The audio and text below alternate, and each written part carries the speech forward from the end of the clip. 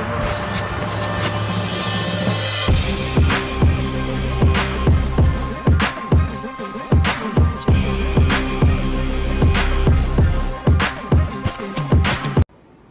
guys, Kevin Steinman here, coming at you with Crypto Daily News episode number 6, and the date is July 6th, 2018. There's a lot of news to cover, so I'm just going to go ahead and jump right into it. First and foremost, I'm going to start from the bottom here today. I want to touch on the fact that Binance CEO Changpeng Zhao said that they're expecting to turn 1 billion in profits by the end of 2018. I think that's awesome, but at the end of this video and the end of this segment, you guys are going to see some crazy stuff that's actually happened with Binance recently. The #1 crypto exchange in the world that has actually caused their whole exchange to freeze trading completely. And I'm going to show you what that is in just a second.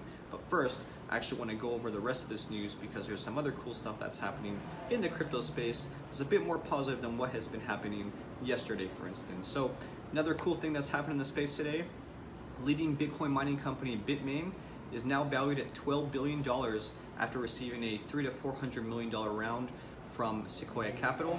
And I think that if you guys are interested in crypto mining now, Bitcoin right now, obviously due to the fact that the price is down, I would consider altcoins, and you may get a better ROI from that. Certainly it's more profitable, but just to let you know who Bitmain Technologies is, if you haven't already heard of them, they were actually founded in 2013. They're currently held by a private company that is basically making other ASIC chips, and they have mining pools and all this other stuff, but different time for a different place. I have a lot to go through today, but the important thing to take away from that bit of news is that VCs are clearly interested in throwing a lot of money at these blockchain companies. Sequoia Capital is one of the biggest VC firms out there, located in San Jose, and I think that it's cool because obviously yesterday we have some banks and other financial institutions talking ill of Bitcoin, blockchain, cryptocurrency, and so forth, but obviously this again shows the different sides of the same equation. Next thing is taxes and cryptocurrency. Well, I just got a look at all these different tax forms and what percentages people have to pay depending on where they live, but since I live in the US and we don't have that much time, I'm only going to cover the US portion. So for people that live in the US, listen up.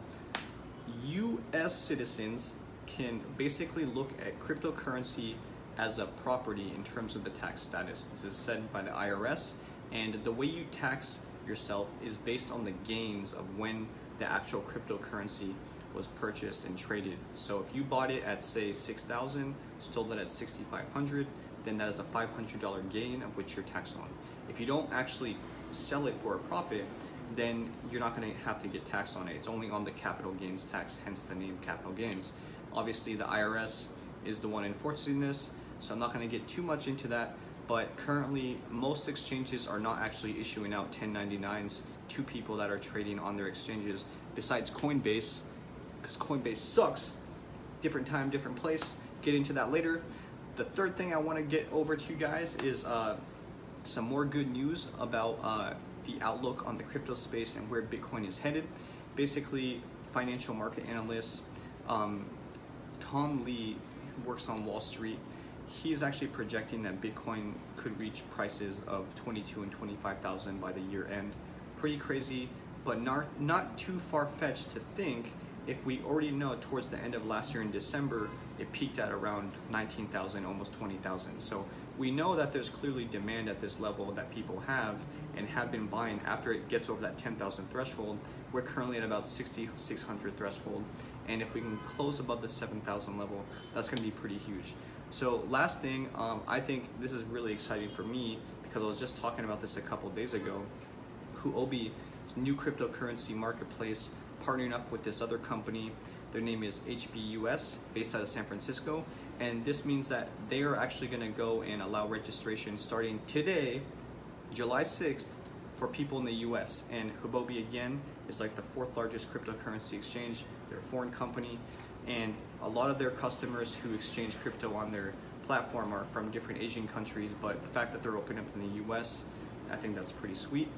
Last thing is there was this high frequency trading company based out of Amsterdam called Trader Flow, and they basically were dissuaded from entering the cryptocurrency markets due to different types of authority regulations and stuff like that. Mainly the AFM, not to buy or sell digital currencies.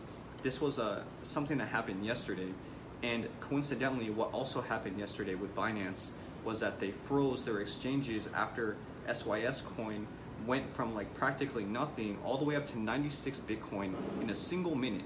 A single minute, folks, from 0 to 100, almost 100, 0 to 96 in a single minute. I think that's pretty crazy. So I'm gonna actually switch over to that video right now. Hope you guys have enjoyed, and I'll talk to you soon. This is what I was actually talking about just a second ago with Binance actually freezing their exchanges and current price movement. If you look at all the different currencies on here, they're basically frozen. And to show you that further, let's just go ahead and take a look at USBTC, which we know is an actively traded currency, but currently frozen because of what happened yesterday. And if you guys are not in the know about what happened yesterday, you're about to be.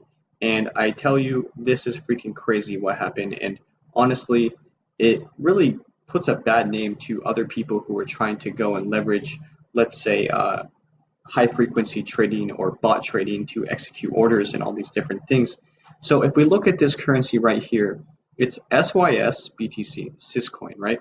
So basically what happened, you guys can see on the screen here, if I make this bigger, there is just this giant line here, this giant line like right here. And this is not how currency is supposed to look on the screen, right? It should look something like this, right? But instead we have this giant line. The price at one point went up to almost 96 Bitcoin. 96 Bitcoin for a single SYS token against the Bitcoin. So no one is quite sure exactly how this happened, but what Binance has concluded is that this was actually due to high frequency trading and bot trading causing the price to go up so much so quickly. I just think it's crazy, more so that this thing had such an effect on the market that they decided to freeze their whole exchange.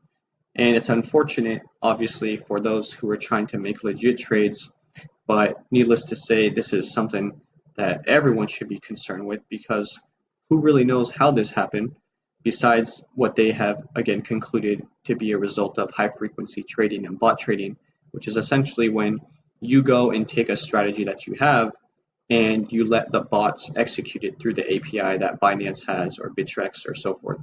So you can see again that on the hourly chart, this is again, when this happened, they just straight up froze things right away. So it takes us to where we have to go down to under an hour to look at these time frames and what exactly happened when it happened.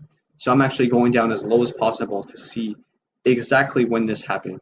Still on the 15-minute, we still see this one line. So I'm trying to go again lower. Besides the 1 minute, we know that we can see it there, but I want to know the exact time of when it happened. See if there's any type of correlation with any news or anything like that that we can of course find on cryptodailynews.online. But if not, here we go. So here is when the moment of truth happened. It happened on the 3rd, about 2 p.m. on the 3rd. So again, that's kind of crazy to see that this type of thing is possible, but you can see that an average price deviation of markets looks something like this, right? And you can see, just look at the numbers on the right here, because that's the important thing to notice. But then when I move over just a little bit, you can see that this whole market, this whole range, now all of a sudden seems like nothing, because it's going up against this one single point in time where this literally happened in under a minute, where the price both went up and down in that same minute to almost 96 Bitcoin.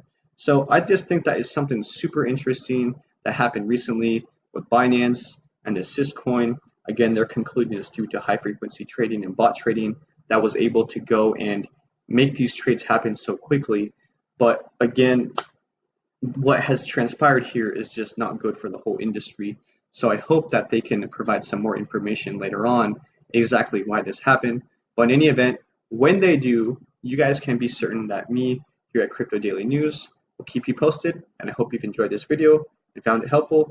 I'll talk to you soon. Without even trying, how do they do it? This is 10% luck, 20% skill, 15% concentrated power of will, 5% pleasure, 50% pain, and 100% reason to remember the name.